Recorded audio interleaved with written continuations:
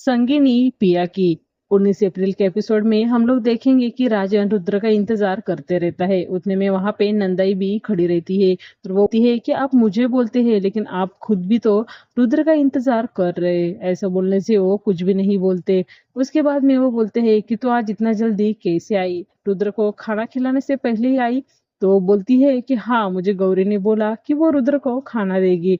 ऐसा बोलने से राजन बोलता है कि वो खाना देगी लेकिन वो रुद्र खाना तो चाहिए। ऐसा बोलने से नंदा माँ बोलती है कि हाँ, मुझे गौरी ने बोला है कि वो खाना खिलाएगी। कितनी अच्छी लड़की है वो, मुझे बहुत पसंद है, वो घर में सबका ख्याल रखती है। ऐसा वो बोलती रहती है। उतने में रुद्र वहां पे आ जाता है। तो पुष्पा बोलता है कि तू शराब पी के आया है, तुझे ऐसा लगता है कि नंदा माँ को कुछ समझता नहीं होएगा, लेकिन ऐसा नहीं है, उसको सब समझता है लेकिन वो कभी कभी कुछ चीजों को इग्नोर करती है। ऐसा बोलने से रुद्र पुष्पा को बोलता है कि हाँ ठीक है, तू सो जा। तो वहां से पुष्पा चला जाता है। तो यहाँ पे रुद्र की माँ रेवती उसकी माँ को बोलते रहती है कि सोलंकी को रुद्र दामाद बोल के पसंद है। मुझे ऐसा लगता है कि रुद्र की शादी सोलंकी के लड़की के साथ में करवा के देनी चाहिए।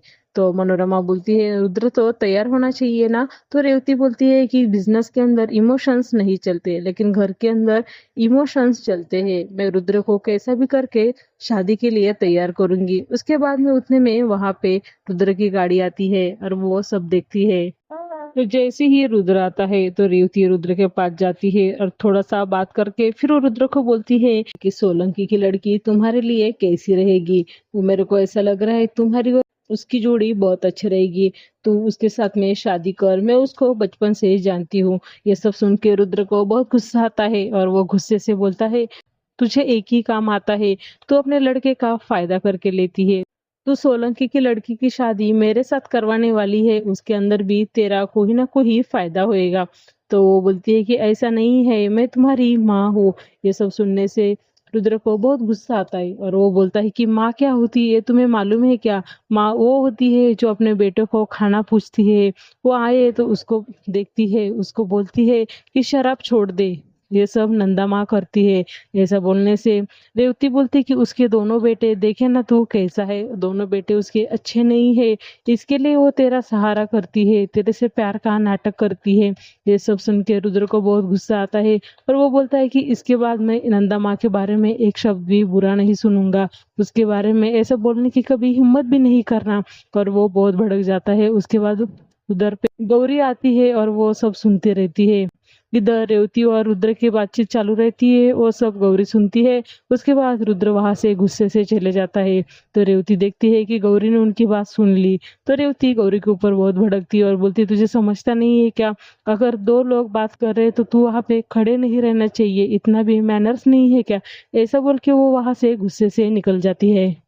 तो इधर रुद्र बेडरूम में जाता है, उसके पीछे गौरी जाती है और बोलती है कि खाना खाने के लिए मैं खाना लेके आई हूँ। ऐसा बोलने से रुद्र बहुत गुस्सा होता है और बोलता है मुझे भूख नहीं है। ऐसा बोलने से गौरी बोलती है अगर आप खाना नहीं खाएंगे तो नंदा माँ को बहुत बुरा लगेगा, वो रात भर सोएगी नहीं, आपका ही टेंशन लेगी, तो आपको अच्छा लगेगा क्या। ऐसा बोलने से रुद्र एकदम दरवाजा खोलता है और उसके हाथ से खाने की प्लेट लेता है। उतने में वहां पे चंदू आता है और बोलता है कि तू यहाँ पे क्या कर रही है, बिट्टी नीचे बहुत रो रही है। ऐसा बोल के गौरी वहां से निकल जाती है और इधर रुद्र एकदम सोच में पड़ता है। तो इधर बिट्टी बहुत रोती रहती है। तो यहाँ पे गौरी एकदम डर जाती है और उसको गोद में लेती है और प्यार से सुलाती है। ये सब रुद्र दिखता है और बोलता है कि ये होती है माँ, मिसेस पैठणकर, तुम्हारी जैसी माँ नहीं होती है, इसको बोलते हैं माँ जो अपने बच्चों को इतना प्यार करती है। ऐसा बोल के वो एकदम सोचने लगता है।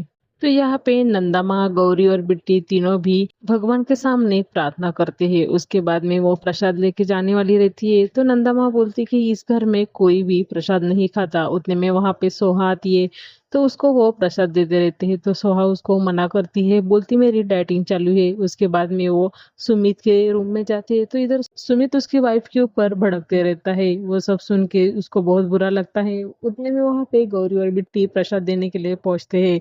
तो बिट्टी सुमित को बोलती है प्रसाद लेने के लिए। तो ये सब देख के सुमित को बहुत गुस्सा आता है और वो गुस्से से तीर्थ फेंक देता है। तो ये सब देख के सबको एकदम धक्का लगता है। उसके बाद में बिट्टी को भी बहुत गुस्सा आता है। तो सुमित वहां से गुस्से से चले जाता है। उसके बाद बिट्टी जाती है और कपड़ा लेके आती है वो जमीन पोंछने के लिए। तो गौरी बोलती है मैं पोंछती हूँ। उसके बाद में सुमित की वाइफ ये सब देखती है और बोलती है कि सच में बच्चा होना कितना जरूरी है ना। कम से कम एक तो बच्चा होना ही चाहिए। अगर बच्चा नहीं है तो पूरा दिन एकदम खाली खाली घर कैसा लगता है। मेरा हस्बैंड दिन भर काम पे जाता है, घर में कोई नहीं, कैसा मैं पूरा दिन निकालती हूँ, ऐसा वो बोलते रहती है। तो गौरी सोचती है कि इनका दुख कितना बड़ा है। ये घर में पैसा है, सब कुछ है, लेकिन इस घर में प्यार नहीं है। ऐसा सोचने लगती है और यहाँ पे ये एपिसोड खत्म होता है। तो नेक्स्ट एपिसोड जानने के लिए अब भी मेरे चैनल को सब्सक्राइब करो। Thank you.